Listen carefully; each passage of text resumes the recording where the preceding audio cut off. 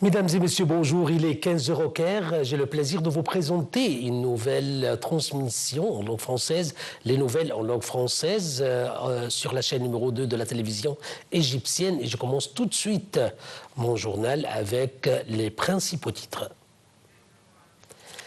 Et à la une de nos actualités, au moins 72 Palestiniens ont été tués à l'aube dans une nouvelle massacre commise par les forces de l'occupation israélienne à Beit Lahia et au camp de Jabalia, au nord de la bande de Gaza. Des sources médicales ont affirmé que plus de 100 Palestiniens ont été tués et blessés par des raids israéliens visant plus de 10 maisons à Beit Lahia et au camp de Jabalia. Les attaques israéliennes qui ont visé plusieurs régions dont la bande ont fait tuer 150 Palestiniens depuis hier. Le Hamas a averti que l'échec de la mise en œuvre des accords conclus avec Washington concernant l'entrée de l'aide dans la bande de Gaza jetterait des répercussions négatives sur les efforts visant à conclure les négociations sur l'échange de prisonniers. Le Hamas a, dans un communiqué, déclaré qu'il s'attend sur la base des accords conclus avec la partie américaine et avec la connaissance des médiateurs à ce que l'acheminement des aides humanitaires commence immédiatement dans la bande de Gaza. L'appel à un cessez-le-feu permanent et que des négociations globales soient menées sur des questions visant à assurer la sécurité et la stabilité dans la région.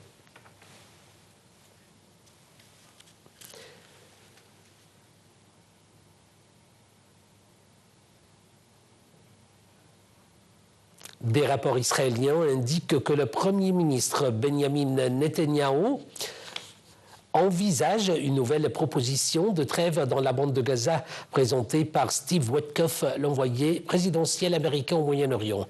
La proposition vise à libérer un nombre limité de prisonniers en échange d'un cessez-le-feu temporaire sans engagement israélien à mettre fin à la guerre.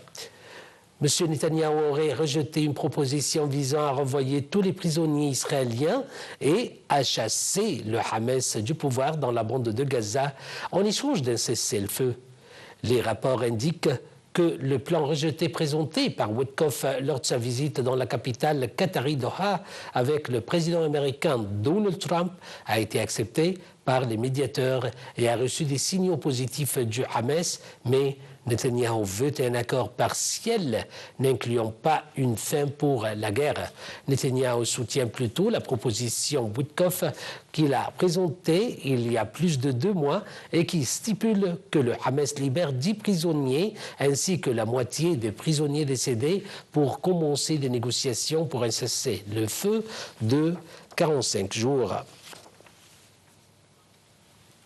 En Cisjordanie, l'armée de l'occupation israélienne et certains colons ont poursuivi leur attaque contre les Palestiniens dans les villes du gouvernorat de Salfit.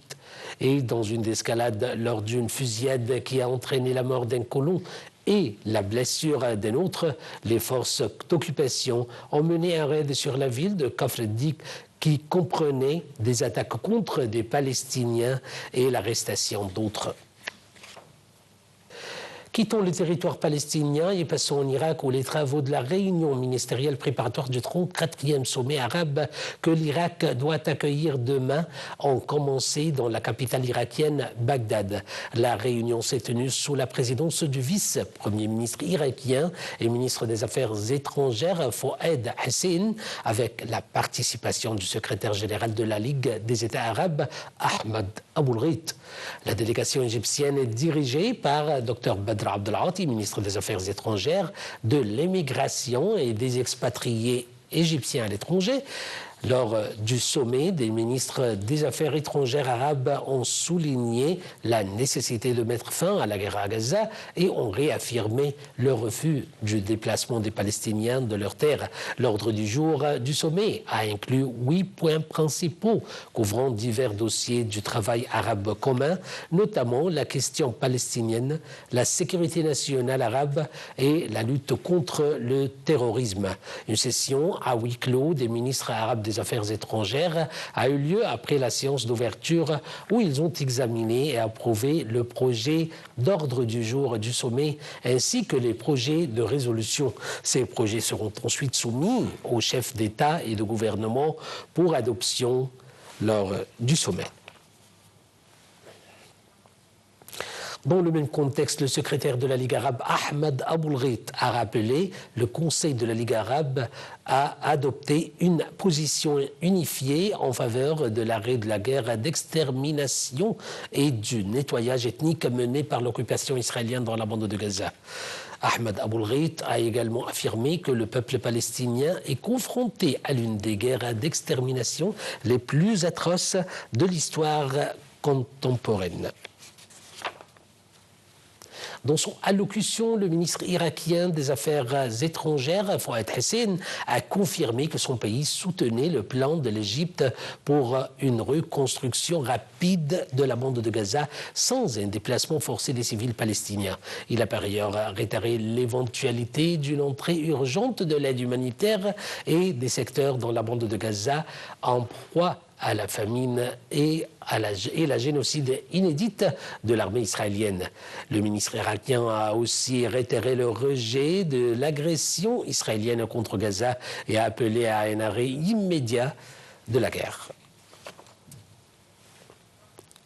Le ministre des Affaires étrangères, de l'immigration, Dr Badr Abdelghati, a réitéré sur le refus total de l'Égypte de la politique de la famine et de punition collective à Gaza, ce que constitue une violation flagrante du droit international humanitaire. Lors d'une réunion avec M. Mohamed Mustafa, Premier ministre et ministre des Affaires étrangères de la Palestine, Dr Abdelghati a passé en revue des efforts déployés par l'Égypte pour rétablir le cessez-le-feu à Gaza et permettre l'entrée de l'aide humanitaire, médicale et des abris dans la bande de Gaza. Les deux parties ont également discuté des modalités permettant à l'Égypte d'accueillir une conférence internationale sur la reconstruction de Gaza.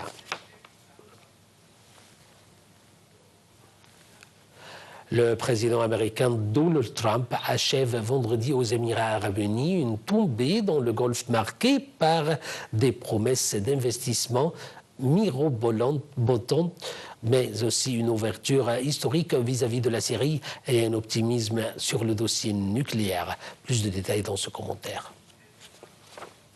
Le président américain Donald Trump s'est vu promettre jeudi à Abu Dhabi de 1400 milliards de dollars d'investissement sur 10 ans. Son premier déplacement international majeur a également été ponctué de déclarations chocs sur les crises qui secouent la région, de la levée des sanctions contre la Syrie à la guerre de Gaza en passant par le nucléaire iranien. Vendredi, M. Trump doit participer à une rencontre avec des hommes d'affaires selon les médias locaux. Il devrait ensuite se rendre à la Abrahamic Family House, ou la maison de la famille abrahamique, un centre interreligieux qui abrite une mosquée, une église et une synagogue après avoir visité jeudi la plus grande mosquée du pays. Jeudi, au Qatar, Donald Trump avait affirmé que Washington et Téhéran se rapprochaient d'un accord sur le nucléaire iranien après 4 cycles de discussions menés entre les deux pays ces dernières semaines, faisant reculer les cours du pétrole. En Arabie Saoudite, il avait créé la surprise en annonçant la levée des sanctions américaines visant la Syrie.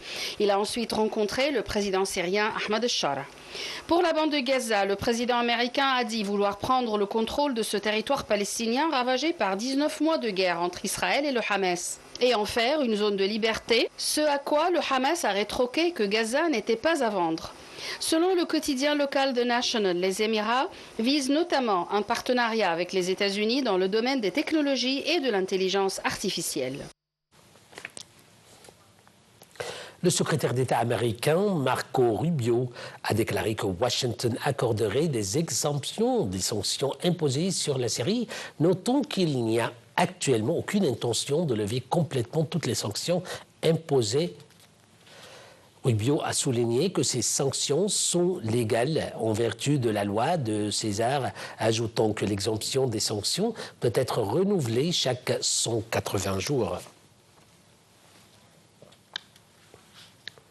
La direction de la sécurité de Tripoli a confirmé que la situation sécuritaire dans la capitale libyenne est stable et sous contrôle, notant que les services de sécurité continuent d'exercer leurs fonctions avec une grande efficacité dans diverses régions. La direction de la sécurité de la capitale a parcouru des patrouilles d'inspection dans un certain nombre d'endroits vitaux pour répandre la tranquillité, tout en appelant les citoyens à retourner au travail et à rétablir la vie normale après les affrontements armés qui ont eu lieu à Tripoli ces derniers jours et qui ont mené à la mort de 6 personnes.